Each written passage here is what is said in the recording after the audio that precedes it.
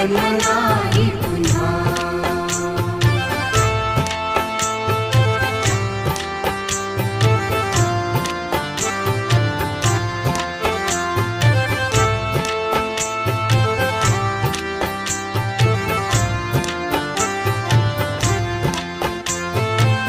हा जन्म आहे सद्गुरु कृपेचा, हा जन्म आहे सद्गुरु कृपेचा, हा जन्म आहे सद्गुरु कृपेचा। हरि ओम स्वामी समर्थ म्हणा,